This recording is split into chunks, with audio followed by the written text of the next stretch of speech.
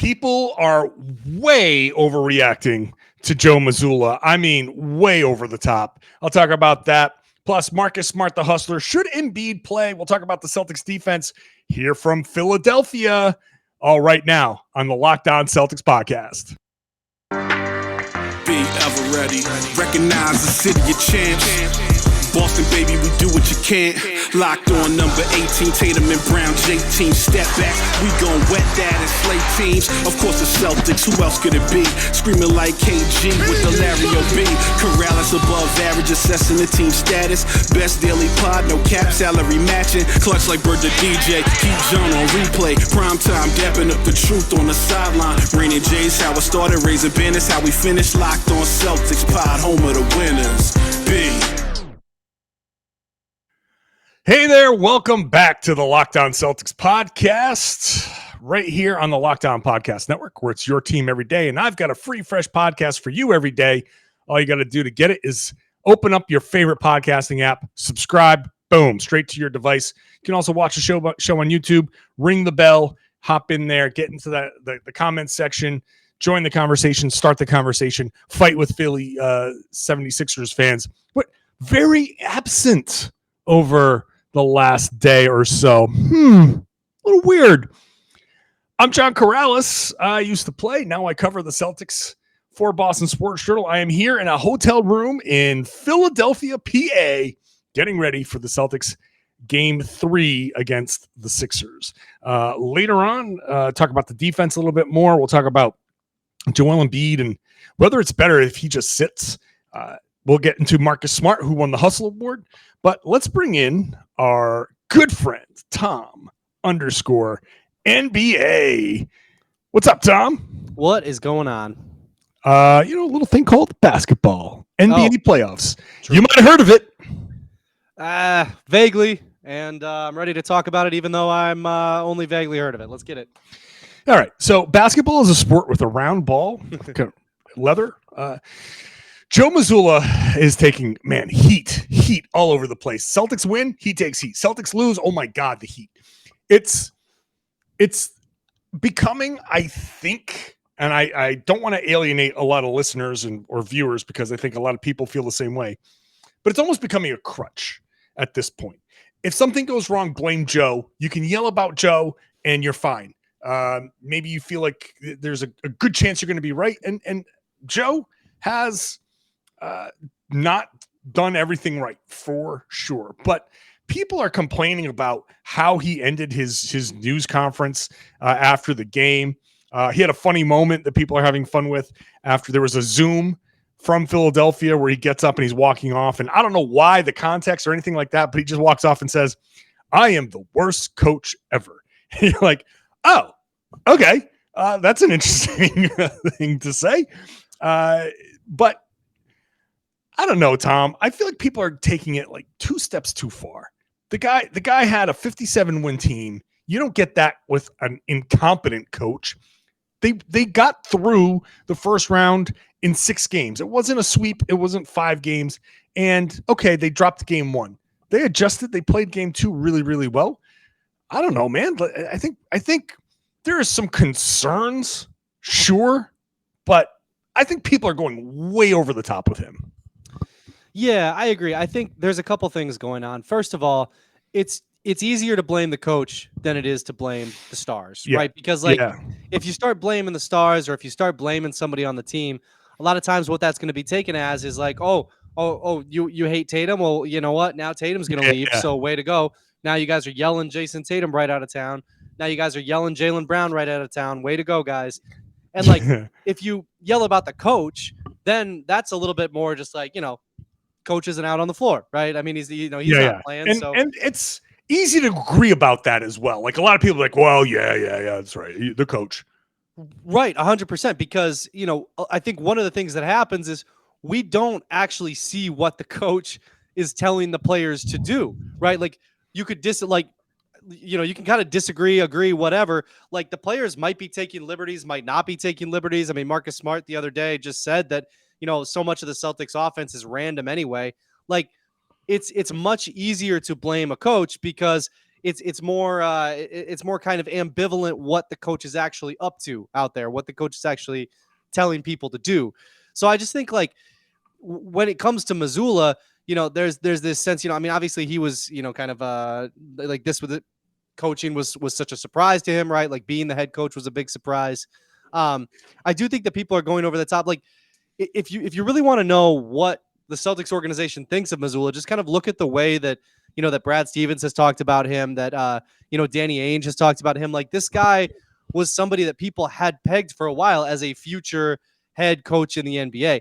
And like you said, like, I don't think he's been perfect either. But like, I think there's a lot of growth that's happening like in real time, and growth in real time requires stuff to go wrong, right? Like you can't grow without kind of learning from mistakes. So, the unfortunate thing for the Celtics is that, this guy, he has to learn on the fly. And that's, due to circumstances that we've talked about 100,000 times already this season. But, I think with Mazzulla, it's like we are seeing growth day to day, and that doesn't always look great. It doesn't always look bad. And sometimes, he looks like a, really good future NBA coach. And that just kind of comes with the territory of being 34 and thrust into this situation, I think. Yeah. And I feel like people don't really understand an NBA coach's job. I think they see it as a job that the same as a college coach. His job is to motivate his players. Well, look, yes, but you don't give 82 motivational speeches. Right. If you went to work every day and every day your boss gave everybody gather around and gave a big motivational speech, the first one might be great, but then by the 10th one, you're like, is this going to happen every day? Like, is this just the thing? Can I come in late? Can I skip this part? Like, can I put a time code like they do in our YouTube videos to get past all the chit chat and say, oh, show starts at 4 something. Like you can't. So the coach, his job isn't necessarily to motivate these guys all the time. Players are supposed to motivate themselves. They're paid a lot of money. And I push back on when people say they get paid a lot of money, so they need to play 82 games in 40 minutes a game. No, they're not robots, but they're paid a lot of. Your check is your motivation. Yeah. When you come in for game 1 of the conference semifinals, that's your motivation. You don't need me. If you need me, the head coach, to motivate you for game 1 of a playoff series, then I can't swear on this podcast, but redacted you is what I'd say. Like motivate your damn self. No one needed to motivate Kevin Garnett. No one needs to motivate those types of guys. No one needs to motivate Jimmy Butler. Go out there and play. Get out there and play. The randomness comment, I think people take that way too seriously. You know what that's called, Tom? Read and react offense. That's what it is. Yep. When I say read and react, that's random. Yeah. You do something, you set a screen, you have everybody set, and you have a play designed to, well, you're going to set a screen here. If they go over, you do this. If they go under, they do this. If they go over and he hedges, you do this. If you go over and he drops, you do this. You go all the permutations. That's randomness. That's read and react. So people, Tom, I just feel like people are like on the edge of their seat waiting for somebody to say like, oh, he said random. Gotcha, Joe. Now you're it. Now that's it. Like, come on, like chill out.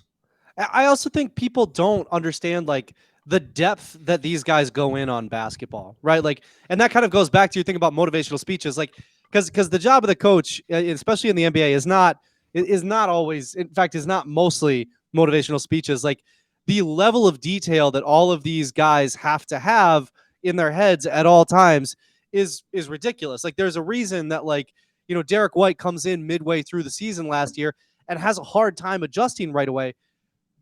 There's so much going on. There's so much that goes into it. So, with a read and react system, it's like, there's all these little things that you're supposed to do, all these little things that you're supposed to keep track of, and like kind of designing all of that and putting all that together. That feels to me much more like the job of an NBA head coach than to like tell a bunch of grown men how they're supposed to act. Like, there's a little bit of that. And if you're a coach who can do that, great. But like, I think there's a lot of coaches like, I don't know. I think you can be a really good coach and focus a lot more on the little detail things and the little things that everybody, needs to be doing and that you need to be doing. Like that kind of stuff is kind of really, I think, the bread and butter of being an NBA coach.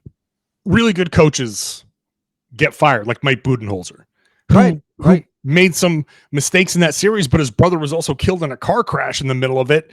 And, hey, sometimes good coaches don't last long. And what makes a good coach? I don't know if anybody really truly knows, other than I think really, can he connect to his players? Does he have the respect of his players? Like, are the players going to go out there and actually do the thing that they're tasked to do? And the Celtics generally have, and maybe they don't do it as forcefully as they should, but that's on them. I'll continue this conversation because I've had, between this and my mailbag and my Boston Sports Journal Q&As, people are like, if he fails, you got to fire him. And that's absolutely the worst idea ever. I'll talk about that next. First, let's talk about eBay Motors, because for a championship team, it's all about making sure every player is a perfect fit. It's the same when it comes to your vehicle. Every part needs to fit just right. So the next time you need parts or accessories, head on over to eBay Motors. With eBay Guaranteed Fit, you can be sure every part you need fits just right the first time around. Just add your ride to My Garage and look for the green check to know the part will fit, or your money back, because just like sports, confidence is the name of the game when you shop on eBay Motors. And with over 122 million parts to choose from, you'll be back in the game in no time. After all, it's easy to bring home a win when the right parts are guaranteed. Get the right parts, the right fit, and the right prices on ebaymotors.com. Let's ride. eBay Guaranteed Fit is only available to U.S. customers. Eligible items only. Exclusions apply. I want to thank everybody for making Locked On Celtics your first listen every day. Head on over to the Locked On NBA feed. Make Locked On NBA your second listen. They got the whole league covered. It's a wild playoffs, and there's just a lot of fun conversation going on over there. Let's bring Tom Westerholm back into this. People are suggesting, I don't care that Joe just got a contract, fire him, pay the whatever buyout, and bring in a new coach. Worst idea ever. Because they will now, if they do that, you really want the fourth coach in 4 years on this team? Brad, Ime, Mazzulla, Coach X. Like, you cannot force these guys to forget another system, to learn another new system. Because even though there are similarities, it's different under Joe Mazzulla. It's different. They're more offense focused than they were under Ime. Sure are. There's different personalities that you have to get used to. I just don't think, like, let's just say it's Budenholzer that comes in. Hey, Budenholzer's available. Let's get rid of Joe. Let's bring Budenholzer in. He's won a championship. He gets it. And he's a really good coach. I'm sure the Celtics can figure it out, but it's another learning curve. It gets exhausting. It's exhausting to do this. So I just think that's a horrible, horrible idea. I think Joe Mazzulla is good enough to win a championship. I don't think he's so bad as a coach that he's going to cost the Celtics a championship. He's made adjustments. He has, let's put Jaylen Brown on James Harden. Let's leave PJ Tucker. Let's, do certain things. Let's focus on certain things here. And I think they were effective. I don't know, Tom. Good. Oh yeah, no, he's made adjustments and nobody wants to ask him about them. What's going on, guys? No, I mean, like, and when you look at, there's some of those adjustments took guts, right? Like, honestly, game one, I was watching Harden and just thinking to myself, like, wow, he is cooking Jaylen Brown. Like, just, like doing whatever he wanted against, Mazzulla in game 2, was just, like, Jaylen, go guard him. And that worked pretty well. There was a lot of good stuff there. Like, there's, he does make adjustments, and not for nothing. Like, Celtics had the best net rating in the NBA all year. And I know they have good players. I know they have like a good, but that also requires like a system that utilizes all those players. And I think, throughout the year, we saw Mazzulla, make adjustments, find better ways to utilize those guys. And, especially, we saw the players come out just blazing hot from 3. We saw teams kind of get used to the Celtics. We saw that those numbers fall off. Then we saw them rise back up again. Like, we've seen, progress. And that's like this season, like throughout the regular season, that's all you could kind of ask for was progress. Now I think it's important that we see that in the playoffs again, right? Because like that first series, there were, some stumbles, but like the playoffs are going to be a learning curve for Mazzulla as well, right? The Sixers are a tougher team than the Hawks. Okay. Now it's 1-1. Let's see like what they do. But overall, I do agree with you. Like, you really don't, if you want this team to stay happy, if you want this team to stay together, if you want this whole thing to work, you need consistency. You need, just you need continuity that they just have not had in their coaching for several years now. And I mean, there's been a lot of chaos around this team. Like, I know like the core has been together for a long time, but when you go back through like the chaos that's been like Jayson Tatum's entire career, Jaylen Brown's entire career, it has been a lot. So like now they're in the middle of their career. They probably would like to see something that they can kind of build with if they're going to stay in Boston. And yeah, I mean, the head coach is a huge part of that. I agree. I think if you think that Joe Mazzulla has a lot of potential, and it's clear the Celtics do, then you got to kind of see where that potential leads. You got to write it out. And like when I say write it out, it's the mistakes that he's making are like correctable, and he's correcting them. Now, is he correcting them fast enough? That's one of the arguments. But one of the signature defensive plays that I've highlighted from game 2 is a double team of Harden and a kick to Niang at the free throw line. And look, everybody's seen that play. It's been highlighted by a million people because it's an awesome defensive play, and it ended up leading to a Derek White 3, I think. Mm-hmm. What was the difference between that play and doubling Harden in game 1? Doubling Harden in game 1, they were half-assing it. It wasn't that the coach did something wrong with Harden. They did the same exact thing. When I did my adjustments the Celtics could make, the first thing I said is, just do the same thing, but better. Start with that. Start with, let's execute the game plan. Just let's actually play good basketball. And that's kind of what they did in large part. That double team was strong. It was Horford and Grant Williams. It was purposeful. When Smart picked up Niang across the middle, the help behind him was good. Grant Williams turned, recognized the play, recognized someone on the opposite corner. He went from the right wing to the left corner to pick somebody up and take away a passing option where Niang was then forced to try to force a shot up against Smart, which was blocked. That recognition alone from Grant Williams to go from right wing to left corner made that play and allowed Marcus Smart to block that shot. That play was not being made in game 1. And that's not coaching. That's effort. That's guys on the floor deciding like, okay, I'm actually going to play hard. That's the most infuriating part. And that happened under Brad. That happened under Ime. Like people, I'm all over the place because I'm fired up. People will say, oh God, you got to get Ime back here.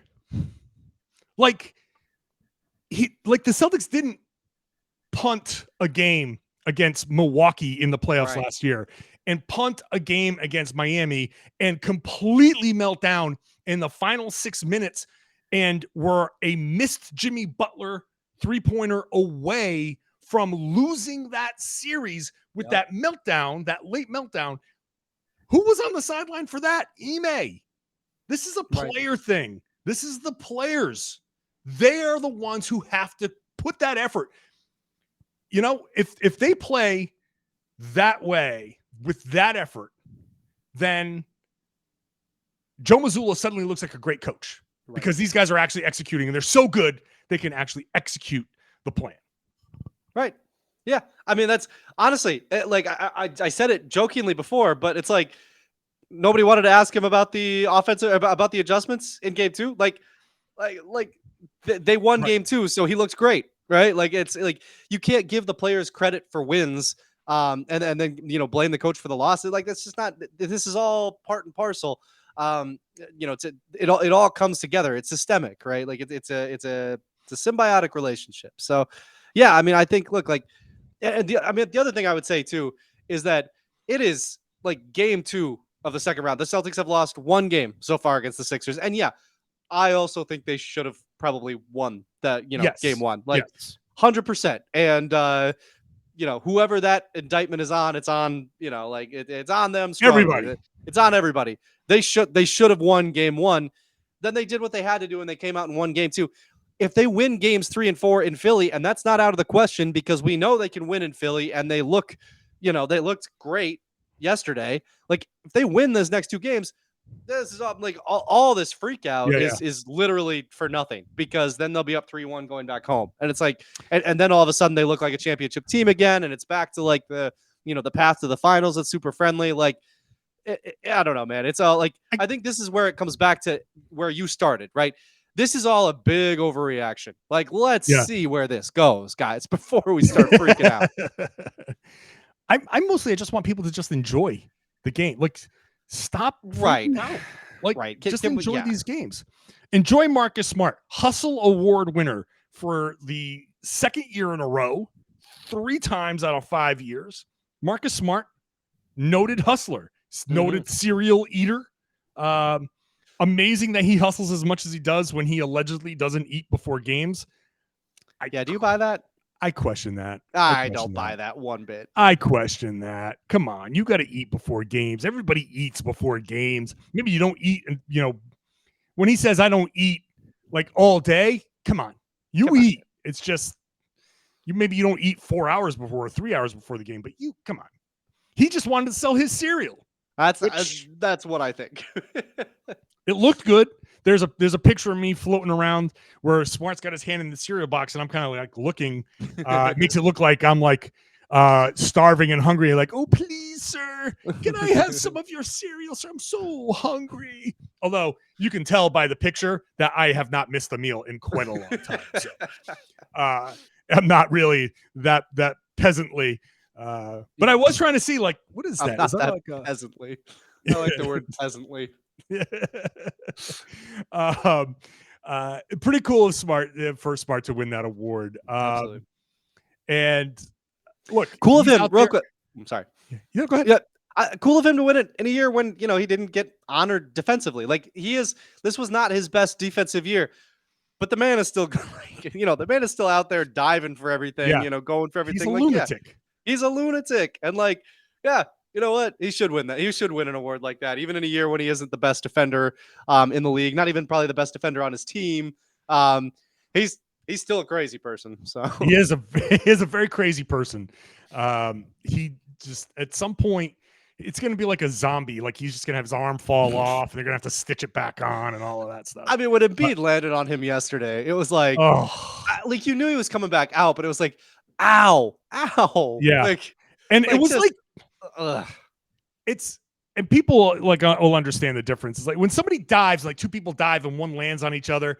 Okay, that sucks. But Embiid looked like it was dead weight, which just feels heavier. Like, it was just like a big tree falling, like timber, boom, right on top of Smart. Like, he was falling a lot. I guess I was joking around about it because he took that one little bump from Grant Williams and just crumpled. And I was like, come on. But I don't know, maybe that right knee is just completely unstable, and they were like, hey, don't try to hold yourself up, just fall. Yeah. And he just kept falling, which is, I think, a legitimate thing. Like, don't try to catch yourself. You'll snap the tendon. So just, if you're on that side, just go to the ground. And Embiid's like, Oh yeah, I do that anyway. So like, oh, this comes naturally. that's not a problem for me. I fall easily all the time. Say no more. Which adds to the question of like, are we at a point for Philly where Embiid is not playable for them? Because there's two theories here. Either he's unplayable because he's nowhere near 100%, and he seemed to admit as much, or he's closer to the 100% than anybody was letting on, and he's just milking it, and they needed to play him in this game, understanding that the cardio is more beneficial than the extra 2 days of rest. It's one of those two things. Either they're screwing up, and considering the Philly medical staff's history, I'm leaning towards they're really screwing up. But it's possible that this is gamesmanship, and they're just trying to get some legs under Embiid so he can be, ready to go at home and try to finish the Celtics off just by holding home court. Yeah, I mean, I like it's hard to know without obviously seeing records and stuff like that. But I mean, I didn't think he looked healthy yesterday. It was weird. I felt like people were kind of split on like, okay, did Embiid look healthy? Like I saw a lot of people saying like this guy looks, kind of like what, kind of what you're saying, where it's like, wow, like I don't know about that. I don't know the way he I don't know if he should be out there, or if, I saw other people being like, yeah, he looked fine. And I certainly fell into the camp of like, I didn't think he looked, I mean, he came up hobbled on that one play. I thought, there was that one play where I think he scored. It was like a layup in the first half, and he kind of scored it and landed funny under the basket, like with two like really straight legs. And then, I mean, he didn't look super comfortable running back up the floor after that one. Like, I don't know, man. I think that Philly does need him out there because, like, you put him on the bench. I know Harden had a huge game in the first in game one, but like, do you think that Harden is like, can you, is that repeatable? Like, can you keep it's doing not that over and Harden, over? I don't think that Harden is repeatable. Yeah, but I think the DeAnthony Melton, Tobias Harris, the spacing, effort, Paul Reed making an impact on the offensive boards, I think that's repeatable. I think the threat of Harden is repeatable, and I still think the Celtics should win. Yeah, and the Celtics had chances to win that game one. Like, everybody's so disappointed, we forget about the fact that the Celtics were still in it at the end. They had their opportunities, no matter what you say about how that game went. The last 2 minutes go differently.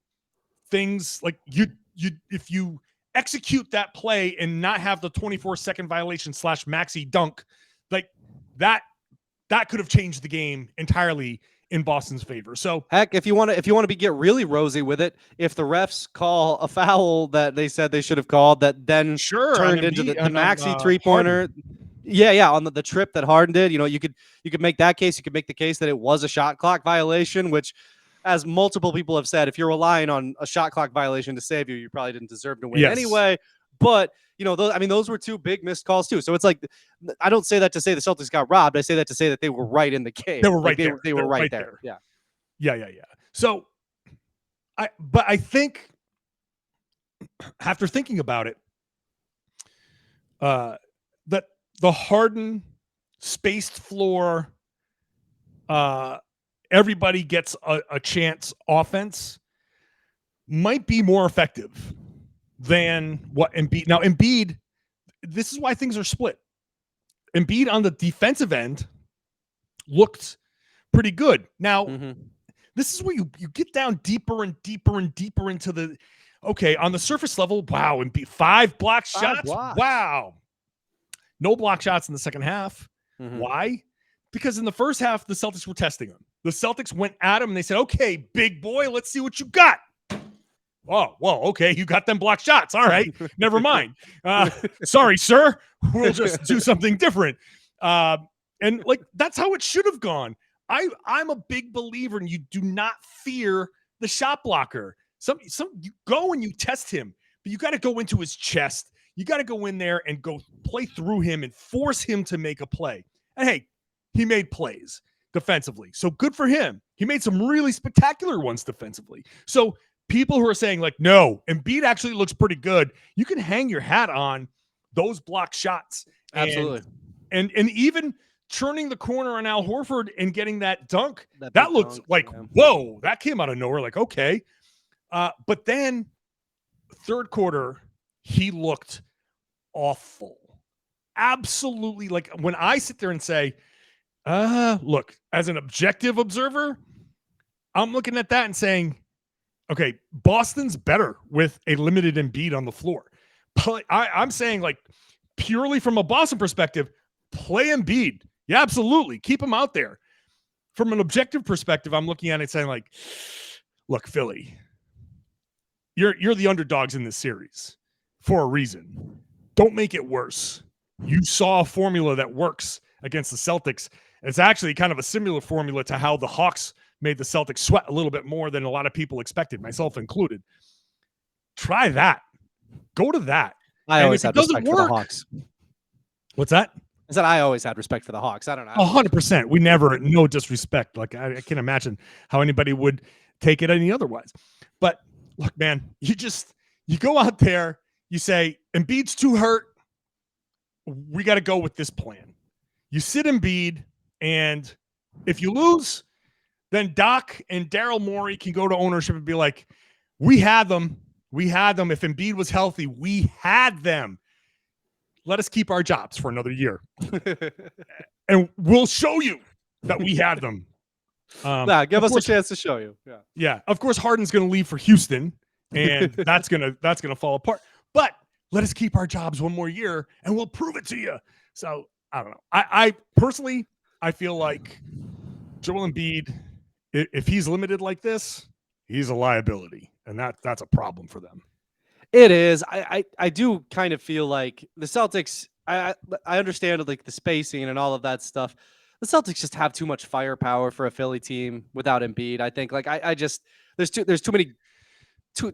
much good stuff on the Celtics to make that a winning strategy. But I mean, you know, if it's a keep your job strategy, it's something for sure. Look at it to the keep your job strategy. You know who should lose their job? A person who thought about the drone on TNT. Fire that person. Actually, no, I do not want anybody. Don't fire anybody. Nobody loses their job. Don't actually fire anybody. Fire the drone, though. But fire the drone. The drone can lose its job. Absolutely. That person who came up with the idea, take the drone, give it to your kid. Let the kid go play, with the drone outside. Absolutely. Like, a little present for the company. Look, I like the idea, right? Like, I like it in theory. Like, give us a bunch of angles. Sure, why not? Sure. Like, but like, also, we don't need those angles. There's a good angle for basketball. We watch it every game. Yeah. Every time. That back and forth, it's perfect. It's been around forever for a reason. It's chef's kiss. I can see the action. I can follow it nicely. No problems. If you really want to get crazy with it, switch it to the kind of the 2K, like for like a shot or two, right? Like where you're kind of behind the use the shot clock camera. Sure, absolutely. Yeah, sure. I don't need a drone. Like I never needed a drone. I appreciate the sentiment. I appreciate the hustle. Didn't need it. Didn't like it. Yeah. Didn't like feeling like there was a fly on my TV whenever it was going by. That was brutal. Like, just they at least not good. Switched it to the other side. Yes, that was the other side. I assume because Twitter complained about it incessantly. Yeah. But then it was near me. And I just kept like looking at it, and I'm like, do I still have a good arm? What can I blow? I'm like, can I get a beer? I need I gotta go, yeah. I gotta get a drone out of the sky. Hey, everybody, heads up. I think everybody would have been happy about that. Just drone should go away. We're gonna go away right now too, because podcast is over. So Tom, appreciate you as always, buddy. Appreciate you, man. And I appreciate all of you listening and watching on a daily basis. It's a Monday through Friday podcast. Shout out. This is so funny. I drove to Philadelphia because flights were outrageous. And so I stop on the New Jersey Turnpike to hit a rest area. and I'm walking through, and somebody looks over, is like, "Are you John Karalis?" And so you never know where a Celtics listener, a Locked On Celtics listener, is going to be. Shout out to you. Shout out to anybody who's out there in Philly. If you're in Philly and you see me, say hi, please. I want to say hi. Let's show everybody the strength in numbers here on the Celtics side. So thanks for everybody for listening. Thanks for watching, and thank you for sharing the podcast and telling everybody they should be listening to and watching the Locked On Celtics podcast right here on the Locked On Podcast Network. Your team every day.